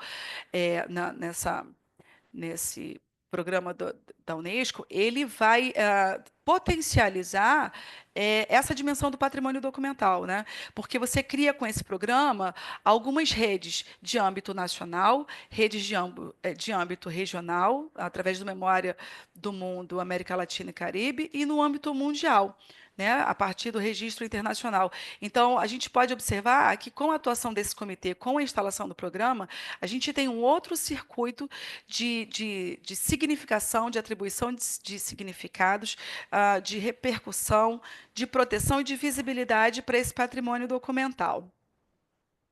Como que a biblioteca atua, né? Como é que se dá a realização desse programa, a efetivação desse programa no âmbito institucional, né? E aí eu vou recuperar aqui um trechinho do livro do professor Carlos Juvencio, em que ele retoma o Pomian para falar, né, que esses acervos, eles são, na verdade, são semióforos, né, uma representação do conhecimento registrado da humanidade. É isso que está em jogo quando você candidata um acervo a essa nominação. Né? E um primeiro ponto que eu gostaria de trazer aqui nesse momento, para essa reflexão, é o da atribuição de valor. Quando você candidata, quando você prepara uma candidatura de memória do mundo, você está lançando um olhar de seleção sobre aquele acervo, né? E aí eu trazendo aqui o corpus da seção de manuscritos, a gente está falando de cerca de 1 milhão de itens documentais. Então, sobre que itens, sobre que coleção a gente vai lançar um olhar diferenciado? Né? Que valor nós vamos atribuir? Né? Porque vale retomar até um ponto da fala do professor Marcos, esses valores eles não são inerentes, né? Esses valores eles são atribuídos, é a maneira como a gente olha, é o valor que a gente atribui àquele semióforo, àquele arquivo, aquela coleção, enfim. Então, já começa daí um destaque para uma dimensão política desse acervo, né? Então, na Biblioteca Nacional, essa escolha ela é feita a partir de reuniões da coordenação, em que cada chefe, cada curador de acervo vai fazer esse levantamento no seu acervo e vai trazer para esse espaço, né, para essa reunião, que eu chamo aqui de espaço de disputa simbólica, argumentos que fundamentem, né, por que determinada coleção, por que determinado acervo e outro não. O que esse representa, o que você quer representar com esse valor, com esse acervo, quando você submete ele a uma candidatura, ou a avaliação para uma candidatura. Então, é pensar que esse valor não é dado, esse espaço é um espaço de disputa em que a gente vai argumentar, contra-argumentar, que acervo vai representar a instituição também nesse programa, e pensar também um outro ponto que eu considero muito importante, que é tensionar essa ideia do nacional. Que nacional a biblioteca vai representar? O quão homogêneo ou heterogêneo é esse nacional? De que nacional a gente está falando? E aí, pensando que a biblioteca, como instituição, ela chega no Brasil em 1810, ela é comprada, né, pelo governo brasileiro em 1825, decorrência da independência em 1822. Então, ela é uma espécie de ator, né, uma atriz, para ser condizente com o gênero da biblioteca, ela é uma atriz muito importante nesse espaço de construção dessa identidade nacional, né? Ela é uma atriz muito determinante nesse espaço. Ela está consignada ali no acordo, no Tratado de Aliança, enfim, com a Inglaterra. Ela traz na sua história muita conformação de coletar arquivos, coleções de livros, itens documentais que façam referência a essa nacionalidade. E que nacional é esse? Você está falando no século XIX de um projeto muito ligado ainda a essa herança portuguesa, né? Um projeto muito ligado a um nacionalismo, aos moldes do que se fazia no século XIX, muito pensando nessa continuidade com o Império Português. Então, a gente tem que ter esse cuidado de perceber dentro desse nacional constituído no século XIX, que a gente legou no século, né, 20 e 21, perceber que projetos de nação estão incluídos ali. Né? Quem é um ativo participante, quem é que está excluído, quem atua nas margens desse projeto de nacional. Então, o que eu estou mostrando para vocês aqui é que a todo momento a gente, quando vai candidatar, ou antes mesmo de candidatar, a gente precisa ter uma série de reflexões para atuar de uma forma crítica na constituição desse patrimônio. Né? Então, uma vez candidatado, uma vez nominado, a instituição ela assume o compromisso institucional de operar a difusão desse acervo, de garantir a preservação, de garantir o acesso e de operacionalizar a difusão desse acervo. Então, nesse sentido, a Biblioteca Nacional ela funciona de uma maneira integrada. Né? Há pouco tempo, nós tivemos exposto de maneira permanente no hall de entrada uma exposição sobre os documentos nominados Memória do Mundo, a nossa coleção Memória do Mundo, como chamamos. Tivemos a publicação de um catálogo sobre esses acervos nominados e tivemos também, está disponível no YouTube para consulta, para quem quiser assistir, pequenos vídeos que foram produzidos pela equipe de eventos com os especialistas da área sobre as coleções. Então, são vídeos entre, sei lá, de 8 a 15 minutos, são vídeos relativamente curtos, em que os especialistas falam um pouco, apresentam um pouco esse acervo para cumprir exatamente essas estratégias de difusão, né, para garantir de uma maneira por diferentes canais, por diferentes meios, que seja executado essa ideia da difusão barra educação patrimonial, né? É uma forma da instituição também pensar em como dar a conhecer ao público, não só ao especialista, mas ao público leigo, ao público comum, ao cidadão que está preocupado com fruição de cultura, que tipo de acervo a gente tem aqui dentro. E desses acervos, quais possuem esse distintivo de reconhecimento nacional, regional e mesmo internacional do Memória do Mundo. Então, nesse slide eu trago aqui um quadro com as coleções nominadas Memória do Mundo, as sessões correspondentes que propuseram a candidatura e os anos. Então, nessa primeira coluna, a gente já pode observar que, antes mesmo da formação do Comitê MOU Brasil, a Biblioteca Nacional já submeteu um acervo ao registro do Memória do Mundo Internacional, que é a coleção do Imperador, Fotografia Brasileira e Estrangeira no século XIX. Esse acervo, vale a pena frisar, ele é um recorte da grande coleção do Imperador, que foi doada no século XIX, enfim, ele é uma parcela de uma coleção das mais importantes que nós temos na Biblioteca Nacional.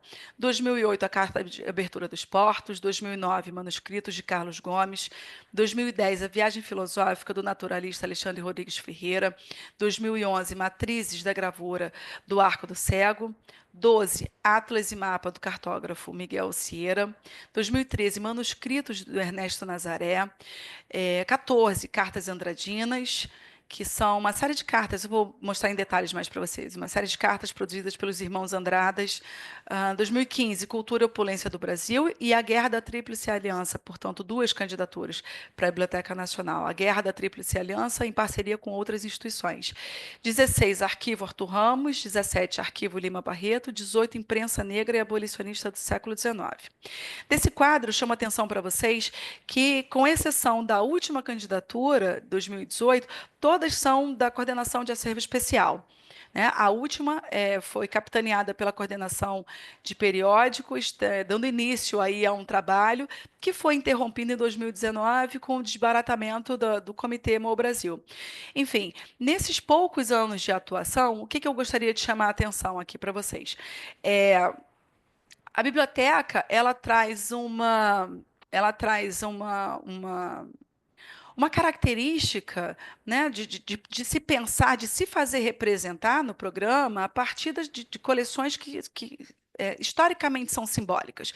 Então, por exemplo, e que tradicionalmente se vinculam a esse projeto de nação a que eu me referi anteriormente. Né? Então, a gente tem a coleção do Imperador, a Carta de Abertura dos Portos, que é um documento que vai simbolizar, né, o fim da condição de colônia do Brasil, os manuscritos de Carlos Gomes, na coleção Alexandre Rodrigues Ferreira, a gente tem ali um empreendimento da coroa portuguesa para se conhecer o território brasileiro, da colônia.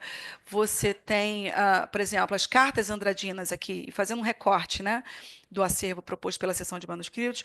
Você tem as cartas que foram produzidas por artífices do Império Brasileiro, por membros de uma elite muito representativos e muito envolvidos com o país que estava se construindo naquele momento. Guerra do Paraguai também, trazendo aí um elemento clássico, né, da historiografia sobre o Brasil. Então, eu queria mostrar que tem uma certa homogeneidade até o ano de 2015 e que esse movimento ele começa a mudar a partir de 2016, com essa interrupção em 19. Né? 2016 a gente traz, pensando também um pouco nessa tensão do nacional, né? De que nacional a gente está representando. A gente lança a candidatura do Arthur Ramos, que foi um catedrático da Unesco, né? Teve, enfim, uma participação importante nas ciências sociais, estabelecimento das ciências sociais no Brasil, enfim, nas instâncias internacionais também, mas um especialista, um intelectual brasileiro que se debruçou sobre a participação sobre a importância e a participação mesmo da cultura negra dos povos em diáspora de África no Brasil. Então, esse olhar do Arthur Ramos, a produção intelectual, tudo que ele produziu, né, essa abordagem do Arthur Ramos, ela está muito bem espelhada no arquivo dele. Então, isso já é um diferencial. 17, a gente traz uma outra proposta, né, que é a candidatura do Lima Barreto. E essa candidatura ela é muito simbólica porque ela traz um homem negro protagonista de sua história, produtor desse arquivo, né? O elemento principal dessa documentação é a produção intelectual do Lima Barreto, com todas as agruras que ele sofreu na sua carreira literária, na sua vida pessoal, com todos os seus dramas particulares. Então, esse arquivo do Lima Barreto em 2017, ele traz um pouco dessa virada também de perspectiva, de não apresentar candidaturas somente vinculadas a uma história mais centrada nos grandes atos, nos grandes representantes do Estado brasileiro, né? É uma outra pegada que eu acho que foi muito bem complementada pela candidatura de periódicos, né? Que foi um recorte, não é uma coleção. Esse acervo de periódicos, ele não é uma coleção factícia, ele não é uma coleção orgânica, ele não é um arquivo no sentido da organicidade, mas ele é um recorte entre os diversos jornais da imprensa negra e abolicionista proposto pelo curador da seção de periódicos à época, o Bruno Brasil. Então, quando a gente estava caminhando para uma virada, esse comitê foi desmobilizado, enfim. Esse diálogo ele foi interditado em 2019, mas ele não foi interrompido dentro da instituição, né? Pensar nessas idiosincrasias, nessas diferentes formas de se fazer constar no Memória do Mundo ainda é uma questão posta para a gente na Biblioteca Nacional. Então, eu vou lançar aqui um olhar um pouco, né, mais detalhado sobre esse acervo da seção de manuscritos, que é de onde eu falo, para a gente pensar quais são as ações que estão relacionadas a essa candidatura, a essa nominação do Memória do Mundo. Nosso primeiro documento, como eu disse a vocês, nominado em 2008, foi a Carta de Abertura dos Portos. É um documento relativamente simples, né, uma página e meia, um documento, uma unidade, né, um único documento foi submetido, foi nominado, mas a importância desse documento é notória, né? Para além dele ter sido nominado Memória do Mundo Nacional, ele também foi América Latina e Caribe, porque dialoga com essa questão da colonialidade na América Latina, né? Ele é uma forma, né? Ele é lido como esse documento simbólico da quebra do laço colonial com a metrópole. Está disponível na BN Digital para consulta, fácil acesso, as pessoas conseguem baixar com muita tranquilidade. O outro acervo, nominado em 2010, é a coleção Alexandre Rodrigues Ferreira. Como eu disse anteriormente, é um acervo que tem ali mais ou menos 1.300 itens documentais. É um acervo muito interessante porque traz documentos textuais, né, que foram produzidos sobre os povos, sobre a cultura da região, dos povos que habitavam a região norte ali do Brasil no final do século XVIII. Essa expedição ela durou cerca de 9 anos, né, foi entre 1783 e 1792. Foi coletado um material incrível pela profundidade dos dados, pela área de cobertura desses dados, enfim, pela representação pictográfica, não só dos povos, como da flora, da fauna, da região norte brasileira. Então, ela é uma coleção realmente muito diferenciada, né? Agraciada aí com o Memória do Mundo em 2010.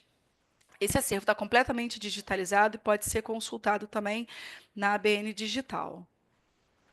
As Cartas Andradinas, que é um conjunto de 69 cartas produzidas pelos irmãos Andrada, José Bonifácio, Martim Francisco, Antônio Carlos, né, durante o exílio para a França, são documentos que analógicos, né, a dimensão física dessa documentação.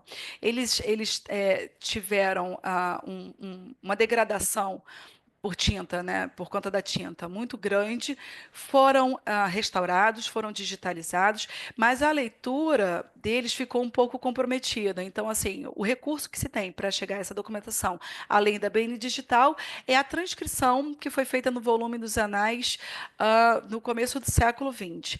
Então, assim, sempre pensar também que quando você submete um acervo à Memória do Mundo, a gente precisa ter esse olhar sobre o processamento técnico e sobre o acesso. Então, a gente busca também reunir nos instrumentos de pesquisa as formas de acessar.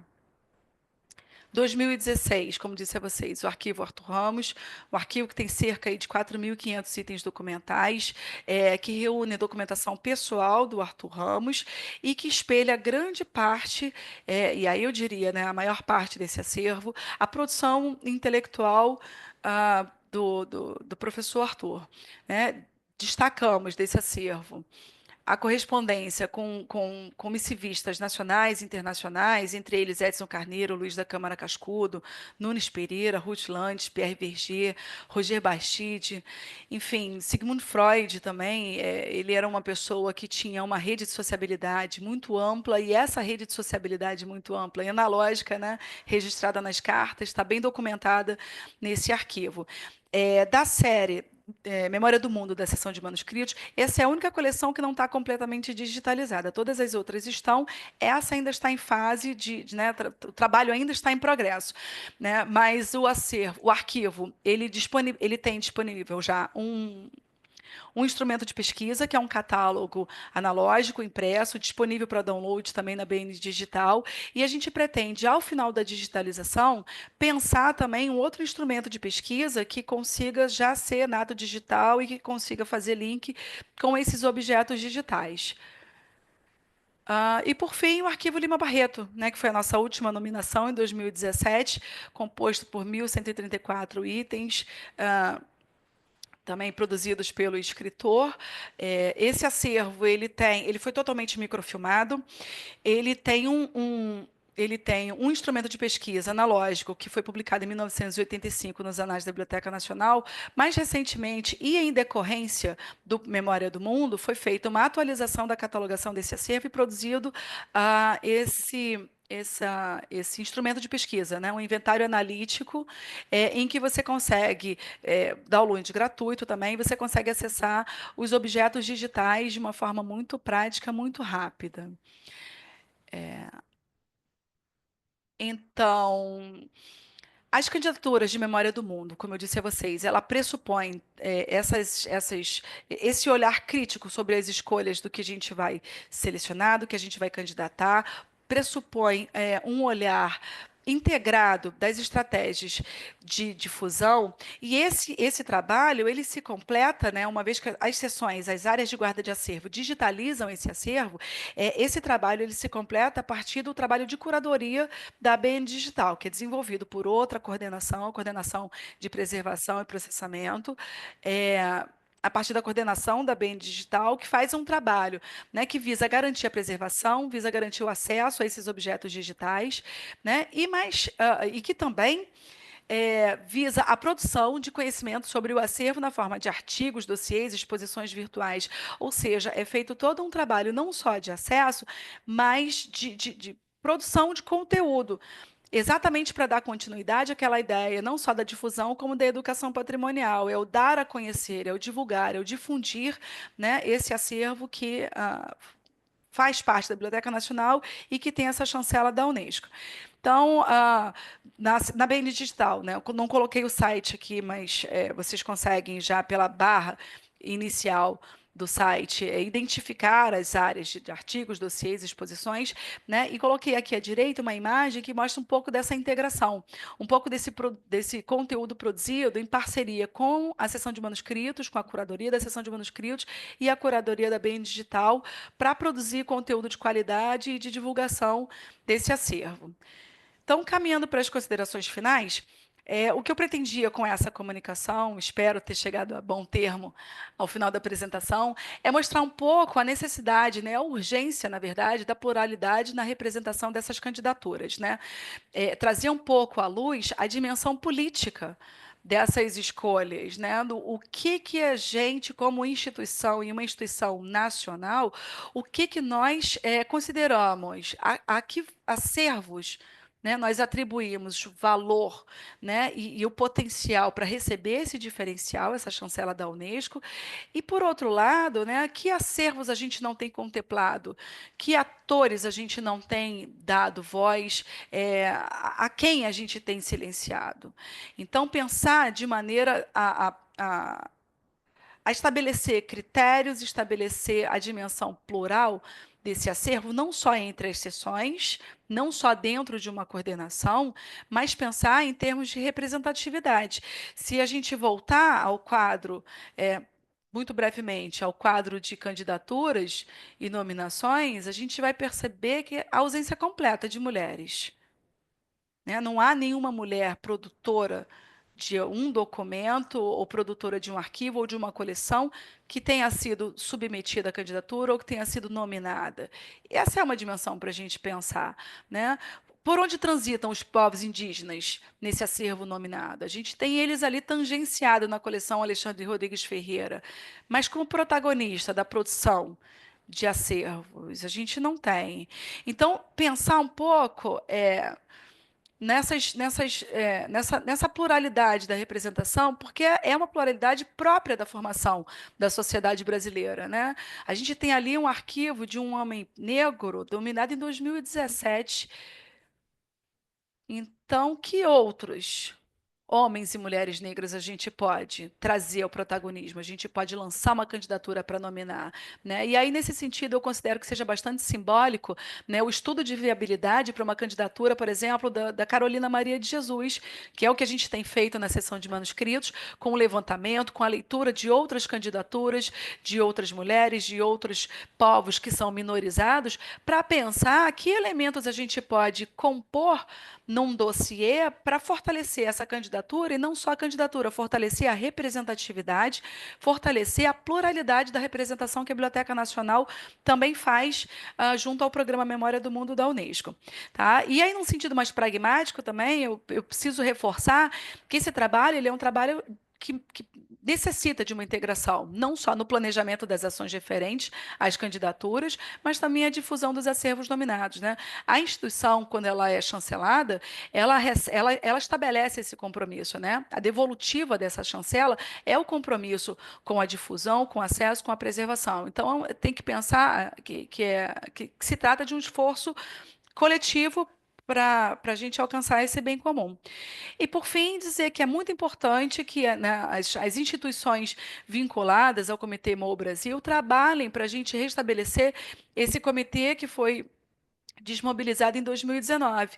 Isso por quê? Porque, fazendo um link com o começo da minha fala, se o patrimônio cultural no Brasil ele teve inicialmente essa dimensão de olhar para a arquitetura, para a pedra e cal de um Brasil colônia, ele sofreu um alargamento, né? Ele vem traçando uma estrada que não é uma linha reta, um pouco tortuosa, né? Com indas e vindas, né? Em que o patrimônio documental, ele tem alguns momentos em que ele se afirma, em que o patrimônio imaterial também se afirma e se estabelece como uma importante dimensão, mas eu entendo que o desbaratamento desse comitê, ele vai um pouco que frear, né? Ele é uma certa freada numa iniciativa de muito sucesso para dar visibilidade ao patrimônio documental brasileiro. Então, eu deixo aqui as referências que eu fiz na minha apresentação. Deixo um agradecimento também a 2 e-mails, o meu e-mail pessoal, o e-mail da sessão de manuscritos, para eventuais dúvidas, enfim, qualquer tipo de esclarecimento. Deixo meu agradecimento a todo mundo e fico aberta às perguntas que porventura venham. Muito obrigada. Muito obrigada, professora Luciana. Foi muito interessante todos os temas que você trouxe. Bom, para mim foi ótimo tudo o que você falou hoje, também o professor Marcos. Mas vamos ouvir algumas perguntas, porque temos pouco tempo. Acho que a professora Brenda já levantou a mão. Tudo bem, Brenda? Oi, tudo bom, gente? Então, primeiro, parabéns, Luciane, maravilhosa a sua apresentação também, assim, as duas, né, se complementam e fazem a gente pensar em muitas coisas. E aí, uma pergunta mesmo que eu teria para fazer para você, e você até falou um pouquinho na sua conclusão, né, na sua fala final, em relação a essa questão, a biblioteca, o exemplo da Biblioteca Nacional, né?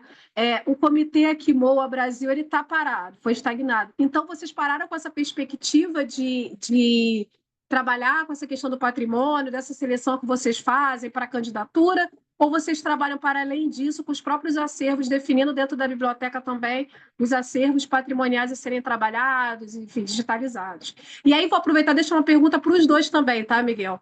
Em relação a essa questão do patrimônio, que eu vi quando vocês falaram, falou muito da questão da digitalização também, né? Como acesso a esse patrimônio documental. Mas eu queria que vocês falassem um pouco dos natos digitais.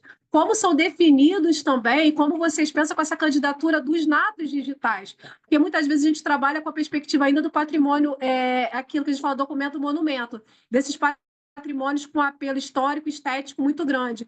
Mas, para além disso, o que está sendo produzido hoje, né? Hoje, por exemplo, uma rede social da instituição, uma website da instituição, que vai ser preservada, ela também está sendo vista como patrimônio dessa instituição.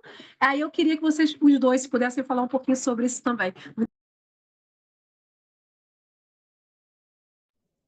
Luciana, Posso começar a responder? Pois não, sim. Obrigada pela pergunta, Brenda. A despeito dessa desmobilização do comitê, a Biblioteca Nacional tem trabalhado ainda nesse levantamento, né? As áreas de acervo, elas são um lugar muito especial, muito particular para a gente pensar essa ideia da curadoria, porque a gente lida diretamente com o planejamento de processamento técnico, de preservação, de digitalização. Então, assim, é preciso fazer esse recorte, né? É preciso fazer essa seleção do que vai ser digitalizado, do que vai ser microfilmado, do que vai render uma exposição, do que pode se prestar a conteúdo de redes sociais para difusão. Então, a gente tem aguardado de forma muito otimista a recomposição desse comitê. A gente tem trabalhado no processamento técnico, né, para pensar na viabilidade das candidaturas, porque um ponto muito importante é que você dê acesso. Para você dar acesso, esse material precisa estar organizado, catalogado, descrito em base de dados, enfim. O ideal é que seja digitalizado, com instrumento de pesquisa possível. Então, a gente tem trabalhado muito nesse sentido, né, de identificar potenciais acervos com potencial para candidaturas, para exposições, para mostras que nós fazemos também na seção de manuscritos, e pensar, né, muito assim, num horizonte muito curto, a gente está pensando num registro Memória do Mundo internacional, né, para Carolina Maria de Jesus. Mas a gente já tem outros acervos em mira, a gente já tem outros que estão em processamento técnico, e que podem render novas candidaturas. A questão do acervo nato digital, para a seção de manuscritos, ainda não é uma realidade. A gente trabalha essencialmente com o acervo analógico, né? Mais recentemente, a gente tem recebido muito pontual alguma coisa produzida e salva em pendrive, mas a gente não tem ainda coleções e nem arquivos nato digitais, né? Na Biblioteca Nacional, também, complementando e fechando a sua pergunta, a divisão responsável por essa dimensão do arquivo corrente, né? Por esse gerenciamento da produção institucional corrente. Então, foge um pouco da alçada da seção de manuscritos, essa dimensão da preservação da documentação nato digital e mais contemporânea da seção, Ótimo. Professor da Marcos, instituição, perdão. obrigado, obrigado, Luciana. Marcos, alguma resposta sobre isso? Bom, eu queria só falar primeiro, parabenizar a Luciana pela apresentação dela. Eu gostei muito, tá? E depois que eu me lembrei dela, minha aluna, mas foi um bom tempo, inclusive durante a pandemia também, e bom vê-la aqui. E adorei, até porque falou de um ponto que para a gente tem sido também muito importante. Duas coisas. Uma, nominação à Memória do Mundo. Nós temos atuado muito fortemente de ter um melhor reconhecimento. E a Fiocruz tem 6 arquivos, 6 acervos reconhecidos Memória do Mundo, quer dizer, 5 estão sob a guarda da Casa de Oswaldo Cruz e um sob a guarda do ICICT, que é um manuscrito. A casa tem 5, sendo que 3 são nível nacional e 2 nível regional. E nós estamos agora tentando a candidatura de um que é regional, que é do Carlos Chagas, para nível internacional. Estamos aqui rezando, porque vai ser avaliado e tem todo o processo, a Luciana deve saber que é difícil esse processo como um todo, mas vamos tentar. Mas me chama a atenção algumas coisas que ela falou que é muito importante, né? a questão pluralidade da representação. Eu acho que esse é um ponto extremamente importante quando a gente trabalha com patrimônio, e até porque a nossa sociedade ela é uma sociedade plural. Eu acho que é uma das nossas riquezas, é justamente essa diversidade, a diversidade cultural e a própria diversidade ambiental. Eu acho que isso é importante, esse reconhecimento. E quando ela estava naquele slide mostrando, a primeira coisa que me chamou a atenção foi aquilo mesmo que ela mencionou, é a inflexão que tem a partir de 2016 até 2018, com acervos que, na verdade, meio que se contrapõem à lógica que estava ali inicial, que era um tipo de construção de nação, né? E eu corroboro uma preocupação que a gente tem tido, justamente porque nós estamos muito nessa iniciativa também, de também ter o reconhecimento pela Unesco, porque acho que é importante esse reconhecimento do Programa Memória do Mundo, porque é dar visibilidade aos acervos que a gente tem, é dar visibilidade à nossa história, e é justamente essa importância da retomada do comitê, né? Nós já temos sentido isso já há algum tempo, e eu acho que é muito importante esse movimento. Acho que isso foi também um movimento político que teve de instituição dos comitês, né? Eu acho que e a gente viu no que deu, então é muito importante essa retomada desses comitês, porque eles têm uma importância muito importante assim da discussão, porque ela tem que ser ampliada, né? Aí tem o Arquivo Nacional, tem a Biblioteca Nacional, tem outras instâncias que vão também estar avaliando, então ele é muito importante ser colocado. Então, e o outro que ela falou que é muito importante, que é dentro dessa pluralidade, nós estamos trabalhando muito, que é representações, por exemplo, de mulheres. Nós, por exemplo, criamos uma página que é Mulheres da Ciência, né? Na verdade, tem um projeto muito grande da Fiocruz que são Mulheres e Ciências mulheres e meninas na ciência, né? Então, e dentro da nossa base ARC, a gente criou agora uma página que são Mulheres na Ciência, que é justamente de ampliar essa representatividade, né? E aí criamos agora uma que é da representatividade, no caso de cientistas sociais, que trabalham muito com acervos de favela, né? Que é também algo também bastante invisibilizado e que a gente tem procurado ampliar. Então, acho assim muito importante assim chamar a atenção disso. E em relação ao ponto específico levantado pela Brenda sobre os acervos nato-digitais, eu acho que esse é um desafio a todos nós, né? Primeiro, é o reconhecimento, é lógico que é um novo suporte, né, que é o digital, ele nasce digital, ele é muito mais frágil em relação ao analógico, porque o analógico você tem todo o processo de digitalização, né, mas que a gente tem que preservar esse objeto digital, porque é um processo custoso e é importante a gente ter, mas em qualquer situação o analógico está lá presente, preservado. Agora, o nato digital ele traz maiores desafios, né, principalmente na sua preservação.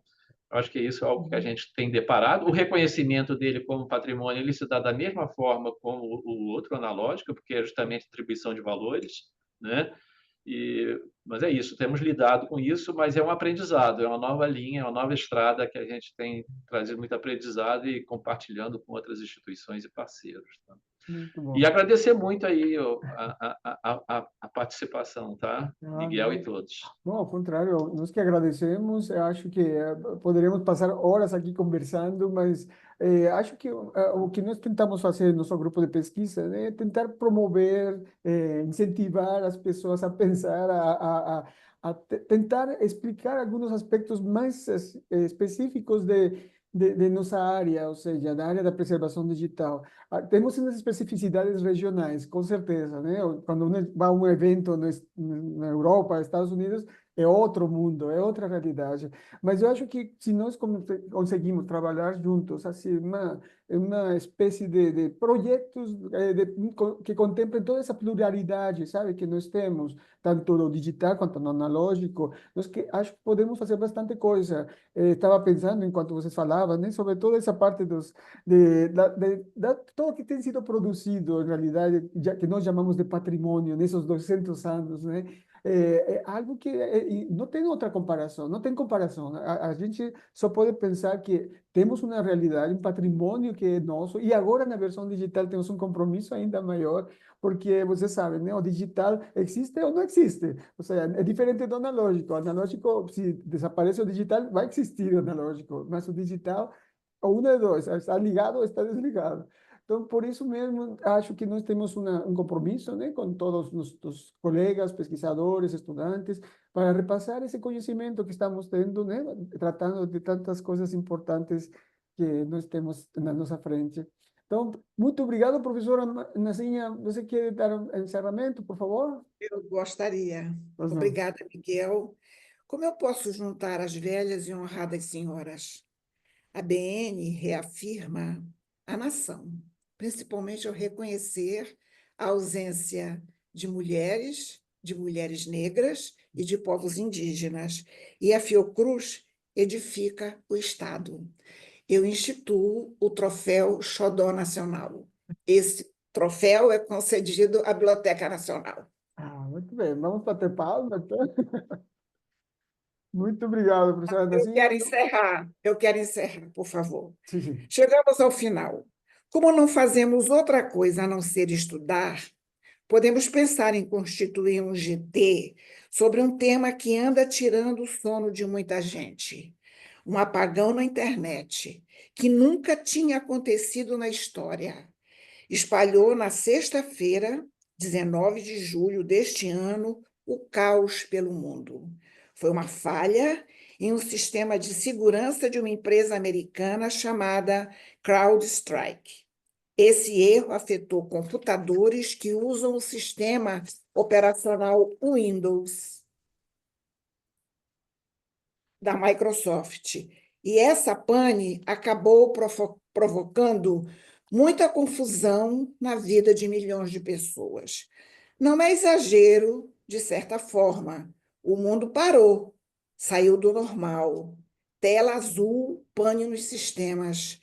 Caos em setores cruciais: hospitais, mercados, bancos, transportes. Tudo por causa de um programa de computador.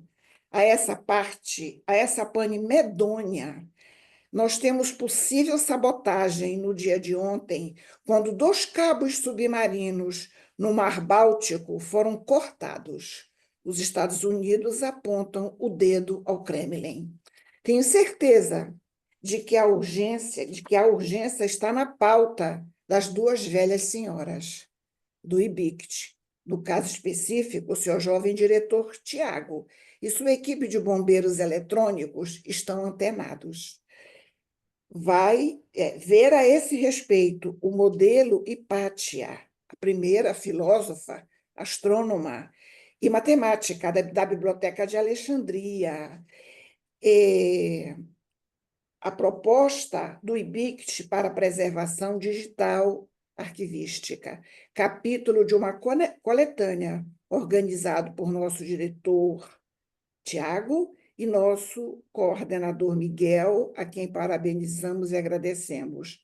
Agradeço a audiência e destaco que essa mediação só foi possível pela insistência de Brenda e Daniele. Abraço-as carinhosamente à distância. Melhores dias para todos. Muito obrigada. Muito obrigado, professora Nazinha. Professor Marcos, Luciane, obrigado novamente e esperamos encontrar com vocês em uma outra oportunidade em breve, ok? Obrigado a todos pela presença e assim encerramos as conferências de nosso ciclo de conferências da Rede Driade deste ano e aguardamos vocês no ano que vem. Obrigado. Até mais. Obrigada. Obrigado. Tchau, tchau.